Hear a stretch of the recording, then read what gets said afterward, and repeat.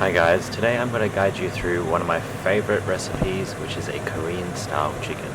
This is something that's very basic and very easy to do, and something that I've been using a lot through my fat loss phases. In my fat loss phases, I will tend to use chicken breasts rather than chicken thighs. Either way, if you're going to use either one, slice them thinly into chunks so that they cook evenly and you're not going to get them dry, as well as you're going to cook them through thoroughly. If you're cooking a big batch like I am doing right now, just make sure you separate them so they cook evenly once again. Now here are the ingredients that you're going to need. Now if you don't catch this fast enough, don't worry, I'll put it in the description box, but a lot of the stuff can be found at your typical Asian grocery supermarkets. Now you're going to mix everything dependent on your flavor and your taste. When it comes to the gochujang, I am cooking these in roughly about 1 kilo batches, so I'm using about 2 tablespoons of gochujang, which is a bean paste. After that, I put my kimchi in, and I'm flavoring it to how I feel. Now I really like kimchi, so I just chuck in as much as I can. Same with the paprika, as well as the cayenne pepper. I go with what I feel comfortable with. Now don't get me wrong, I'm going for roughly around 1 tablespoon per kilo, but I have done too much once, and it's a learning experience because if you eat it and it's too hot, it's time to reduce the amount of cayenne pepper and paprika dependent on your taste.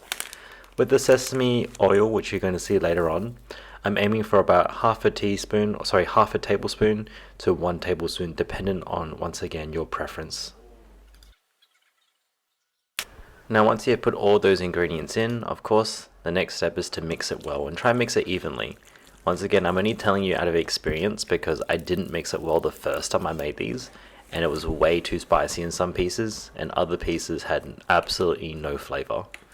Now when it comes to marinating, I've not marinated it overnight, but I can only imagine that the flavor is still going to be great. But I marinate generally for about 30 minutes to an hour before I start cooking.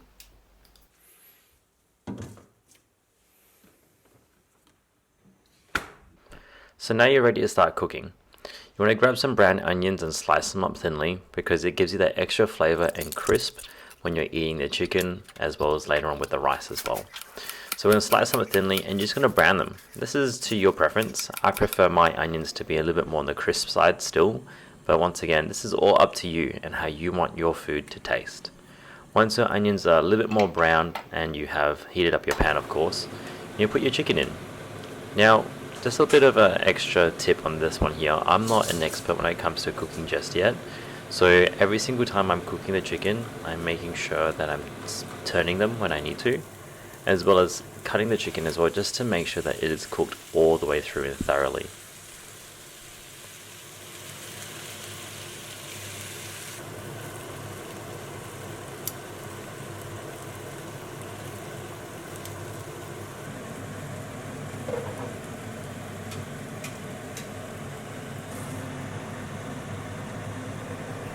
Now when it starts to look a little bit ready, once again double check it, cut it through the middle and serve it with some rice. Depending on your macros, maybe using cauliflower rice, and if you want the recipe for that, just keep tuned, like, comment, share and subscribe. Thank you guys.